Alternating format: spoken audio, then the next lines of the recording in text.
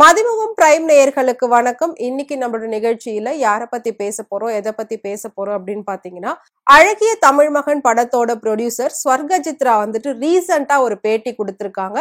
அந்த பேட்டி பயங்கர வைரலா போய்கிட்டு இருக்கு. அதுல விஜய பத்தின ஒரு இன்ட்ரெஸ்டிங்கான விஷயத்த சொல்லியிருக்காங்க. ஏன் இப்ப நான் இதை சொல்றேன் அப்படின்னா, நடிகரா பார்த்த விஜய் இப்ப அரசியல்வாதியா மாறிட்டாரு. பட் நடிகரா அவர் எப்படி இருந்திருக்காரு அப்படின்ற ஒரு சின்ன சுவாரஸ்யமான இன்ஃபர்மேஷனை தான் அவங்க வந்து ஷேர் பண்ணிருக்காங்க. அது என்னன்றத பார்க்கலாம்.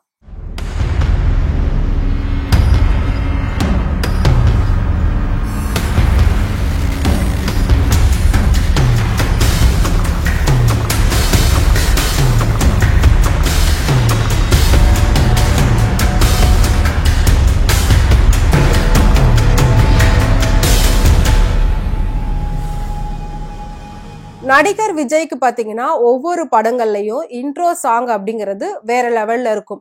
ஒரு நடிகர் வந்து உச்சகட்டத்துக்கு போகிறதுக்கு முக்கியமா கதை, அவரோட நடிப்பு இதெல்லாம் ஒரு பக்கம் இருந்தாலும் அந்த படத்துல வரக்கூடிய பாடல்கள் ஒரு முக்கியத்துவம் வாய்ந்ததா பார்க்கப்படும். அப்படி இருக்கிற பட்சத்துல இன்னைக்கு ஒவ்வொரு ஹீரோக்குமே ஒவ்வொரு பட்டப்பேர் இருக்கு அப்படின்னா அது அவங்களோட பாடல்களால அப்படின்னே சொல்லலாம். அதுக்கு எடுத்துக்காட்டு வந்து தல அஜித்.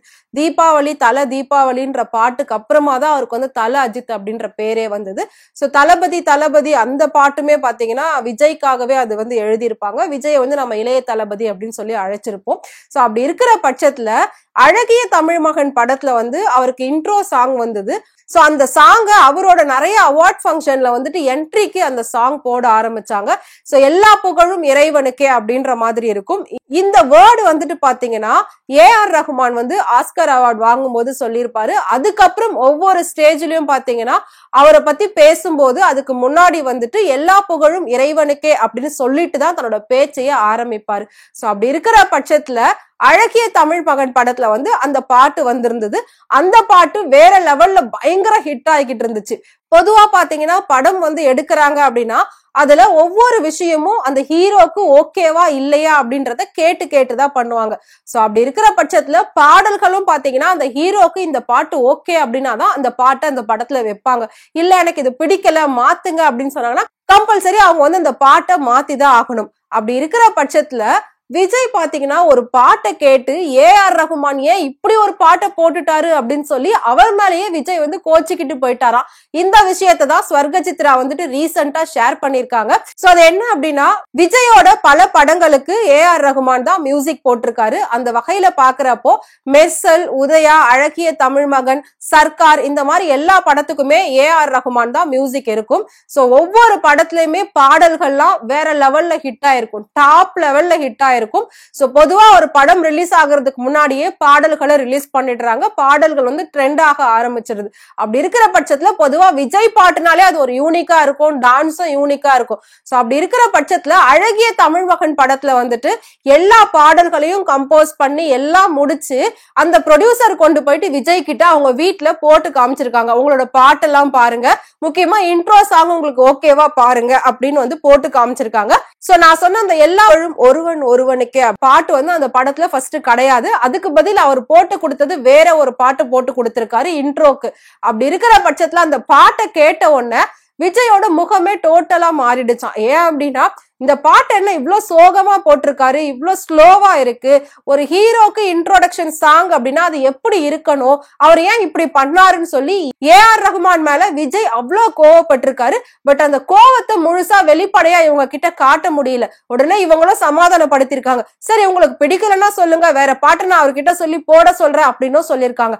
பட் விஜய் வந்து அதுக்கு என்ன சொல்லியிருக்காரு அப்படின்னா, கண்டிப்பா எனக்கு தெரிஞ்ச அவர் இன்னொரு பாட்டெல்லாம் போட்டு கொடுக்க மாட்டாரு, ஆனா எனக்கு இந்த பாட்டு பிடிக்கல அப்படின்றத மூஞ்சுக்கு நேராவே சொல்லியிருக்காராம். சோ வீட்டுக்கு போனவங்க கிட்ட தண்ணி குடிங்க, காஃபி குடிங்க அப்படின்னு கூட அவர் வந்து பெருசா சொல்லவே இல்லையா. ஏன்னா இதுல கேட்ட உடனே அவர் ரொம்பவே மூட் அவுட் ஆகி ரொம்ப அப்செட் ஆயிட்டாராம். ஏன்னா ஒவ்வொரு படத்துக்குமே இன்ட்ரோடக்ஷன் சாங் ரொம்ப முக்கியம், அவர் எப்படி இப்படி பண்ணாரு, அதுவும் எனக்கு எப்படி இப்படி பண்ணாருன்னு அவ்வளவு கோவப்பட்டிருக்காரு. அதுக்கப்புறம் அவங்க அங்க இருந்து எதுவுமே பேச முடியாம கண்டிப்பா இதை நான் சேஞ்ச் பண்ணி காட்டுறேன் அப்படின்னு சொல்லி வெளியில வந்திருக்காங்க. வெளியில வந்ததுக்கு அப்புறமா ஏஆர் ரஹ்மான் கிட்ட போயிட்டு இந்த விஷயத்த சொல்லியிருக்காங்க. விஜயோட முகமே மாறிடுச்சு இந்த பாட்டை கேட்டதுக்கு அப்புறமா, கண்டிப்பா இந்த பாட்டு வேண்டாம், நீங்க மாத்தி கொடுங்க அப்படின்னு சொல்லி கேட்டிருக்காங்க. அதுக்கு ஏஆர் ரஹ்மான் என்ன சொல்லியிருக்காரு அப்படின்னா, இந்த பாட்டு விஜய்க்கு மட்டும்தான் பிடிக்கலையா இல்ல உங்களுக்கும் பிடிக்கலையா? நான் ஃபர்ஸ்டே உங்ககிட்ட போட்டு காமிச்சேன், நீங்க ஓகே சொன்னீங்க, இப்ப எப்படி இப்படி நெகட்டிவா சொல்றீங்கன்னு சொல்லி அவரும் கேட்டிருக்காரு. பட் இருந்தாலும் இல்ல எனக்கு ஓகே, பட் ஹீரோக்கு வந்து இது ஓகே இல்ல அப்படின்ற மாதிரி ஸ்வர்கஜித்ரா வந்துட்டு சொல்லியிருக்காங்க. அதுக்கப்புறம் உடனே வாலிக்கு ஏஆர் ரஹ்மான் போன் பண்ணி எனக்கு உடனே வேற ஒரு பாட்டு எழுதி கொடுங்க அப்படின்னு சொல்லியிருக்காரு. அப்பெல்லாம் பாத்தீங்கன்னா வாலி சார் வந்து ஒரு பாட்டுக்கு 1 லட்சம் ரூபாய் சார்ஜ் பண்ணிருக்காங்க. 1 லட்சம் ரூபாய் எக்ஸ்ட்ரா ஆனாலும் பரவாயில்ல, நான் உங்களுக்கு கொடுக்குறேன், எனக்கு இன்னொரு பாட்டு புதுசா எழுதி கொடுங்க விஜய்க்காக அப்படின்னு சொல்லி அவரை எழுத வச்சுதான் அந்த பாட்டை வந்து கம்போஸ் பண்ணிருக்காங்க. அந்த பாட்டு தான் இப்ப வந்திருக்கு. எல்லா புகழும் ஒருவன் ஒருவனுக்கே, நீ நதி போல ஓடிக்கொண்டிரு அப்படிங்கிற அந்த லைனு இன்னும் சூப்பரா இருந்துச்சு. சோ இப்ப வரைக்கும் அந்த சாங்க நிறைய பேருக்கு பேக்ரவுண்ட் சாங்கா போடுவாங்க. சோ அந்த அளவுக்கு அந்த பாடல் வந்து இன்னைக்கு எல்லாரோட மனதிலும் நின்னு இருக்கு. சோ தமிழன் அப்படின்றதுக்குமே பாத்தீங்கன்னா அந்த பாட்டு ஒரு அடையாளமாவே இருக்கும். சோ விஜயோட ஒரு அடையாள சாங் அப்படின்னா அந்த பாட்டை நம்ம எப்பவுமே சொல்லலாம்.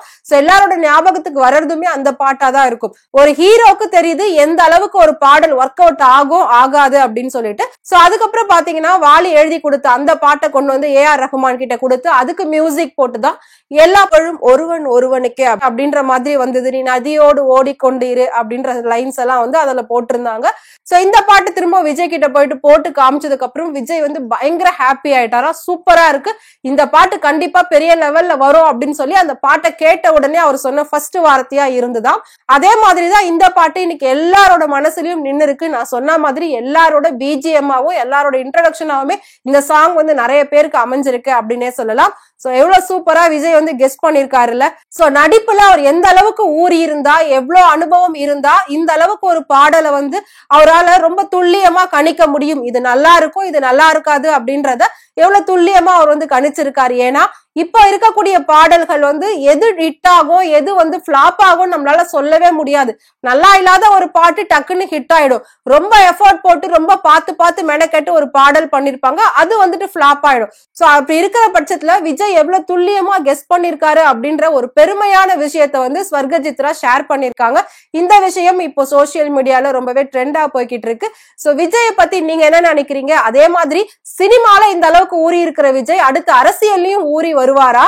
சோ அரசியல்லையும் இந்த அளவுக்கு அவருக்கு பக்குவம் இருக்குமா, அனுபவம் கிடைக்குமா அப்படின்றத வந்து நம்ம வெயிட் பண்ணி தான் பார்க்கணும். கூடிய சீக்கிரம் விஜய வந்து நம்ம முழு நேர அரசியல்வாதியா பார்க்க போறோம். அதுவும் ஒரு கட்சிக்குள்ள தேர்தல் களத்துல பார்க்க போறோம்.